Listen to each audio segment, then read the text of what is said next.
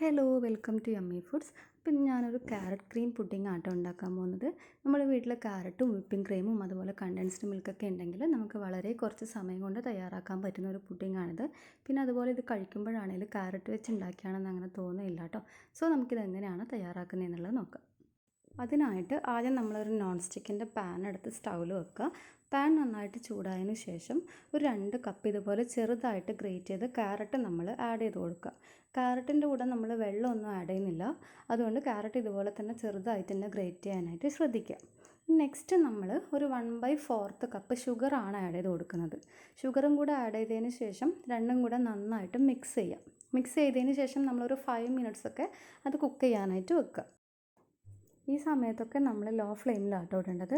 Law ഫ്ലെയിമിലിട്ടിട്ട് നന്നായിട്ട് mix ചെയ്തിട്ട് ഇതുപോലെ ഒരു 5 മിനിറ്റ്സൊക്കെ കുക്ക് ചെയ്തെടുക്കുക. 5 മിനിറ്റൊക്കെ കഴിഞ്ഞാൽ ഇതുപോലെയാണ് ഉണ്ടാവുക. ശേഷം നമ്മൾ ഇതിലോട്ടൊരു 1/2 കപ്പ് കണ്ടൻസ്ഡ് മിൽക്കാണ് ആഡ് ചെയ്യാൻ പോകുന്നത്. ഇനി നിങ്ങൾക്ക് ഷുഗർ ഇത്രയും വേണ്ടാന്നുണ്ടെങ്കിൽ നിങ്ങൾ കണ്ടൻസ്ഡ് മിൽക്കിൻ്റെ അളവ് കുറയ്ക്കരുത്. അപ്പോൾ വിചാരിക്കുന്ന അത്ര ടേസ്റ്റ് കിട്ടില്ല.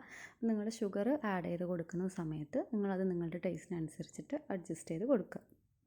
ഇനിയിപ്പോൾ ഇവിടെ കണ്ടൻസ്ഡ് മിൽക്ക് ആഡ് ചെയ്തതിന് ശേഷവും നമ്മളത് നന്നായിട്ട് മിക്സ് ചെയ്തിട്ട് ഒരു 5 മിനിറ്റ് കൂടെ നന്നായിട്ട് വേവിച്ചെടുക്കുക. ഇവിടെ ഇപ്പോൾ 5 മിനിറ്റ് ആയിട്ടുണ്ട്. 5 മിനിറ്റൊക്കെ നമ്മൾ കുക്ക് ചെയ്ത് കഴിഞ്ഞാൽ ഈ ഒരു രൂപത്തിലാണ് നമുക്ക് കിട്ടുക. ഇതിലും കൂടുതൽ വേവാണ്ടിരിക്കാൻ ശ്രദ്ധിക്കുക. അതായത് പേസ്റ്റ് രൂപത്തിലാവാണ്ടിരിക്കാൻ വേണ്ടി ശ്രദ്ധിക്കുക കേട്ടോ. അപ്പോൾ അതിനുശേഷം നമുക്ക് സ്റ്റൗ ഓഫ് ചെയ്യാവുന്നതാണ്.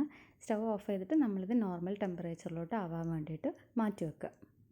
ചൂടൊക്കെ ആറിയതിന് ശേഷം നമ്മളൊരു പുഡിംഗ് ട്രേ എടുക്കുക. അതിനുശേഷം നമ്മൾ ഈ കുക്ക് ചെയ്ത് വെച്ചേക്കുന്ന ക്യാരറ്റാണ് നമ്മൾ ഇതിൻ്റെ അകത്ത് ഫസ്റ്റ് ലെയറായിട്ട് ആഡ് ചെയ്ത് കൊടുക്കാൻ പോകുന്നത്. അപ്പോൾ ഞാനിപ്പോൾ ആ ക്യാരറ്റ് ഇതിൻ്റെ അകത്ത് ഇട്ടിട്ടുണ്ട്. അതിനുശേഷം നമ്മളിതൊരു ലെയർ രൂപത്തിലാക്കാൻ വേണ്ടിയിട്ട് എല്ലാ സൈഡിലോട്ടും ഒന്ന് സ്പ്രെഡ് ചെയ്ത് കൊടുക്കുക.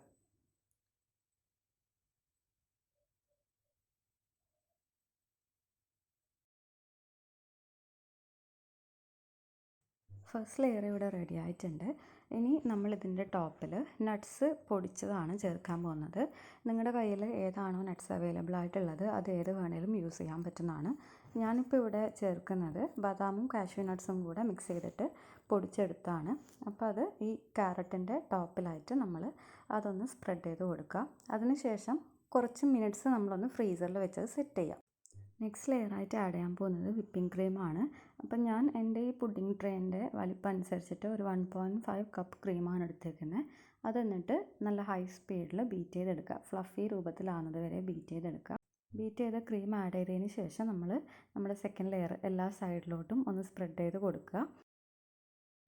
സെക്കൻഡ് ലെയറും റെഡി ആയിട്ടുണ്ട്. ഇനി ഇതിൻ്റെ ടോപ്പിലായിട്ട് നമ്മുടെ ക്രഷ്ഡ് നട്ട്സ് തന്നെ ഒന്നുകൂടെ ഒരു ലെയറായിട്ട് സ്പ്രെഡ് ചെയ്ത് കൊടുക്കുകയാണ്.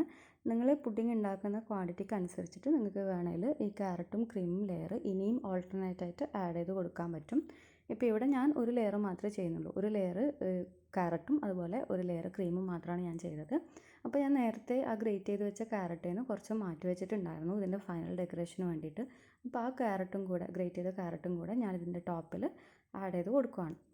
ഇനി നമ്മുടെ പുഡിംഗ് സെറ്റ് ആവാനായിട്ട് നമ്മൾ ഒരു അരമണിക്കൂർ ഫ്രീസറിലോട്ട് മാറ്റി വെക്കുക. ഇപ്പോൾ നമ്മുടെ പുഡിംഗ് റെഡി ആയിട്ടുണ്ട്. ഇനി നമുക്കിത് സെർവ് ചെയ്യാം. അപ്പോൾ ഈ ഒരു പുഡിംഗ് നിങ്ങളെല്ലാവരും ട്രൈ ചെയ്യുക. എന്നിട്ട് ഇഷ്ടമാവുകയാണെങ്കിൽ ഈ വീഡിയോ ലൈക്ക് ചെയ്യുക. അതുപോലെ തന്നെ നിങ്ങളുടെ ഫ്രണ്ട്സിനും ഫാമിലിക്കൊക്കെ ആയിട്ട് ഷെയർ ചെയ്യുക.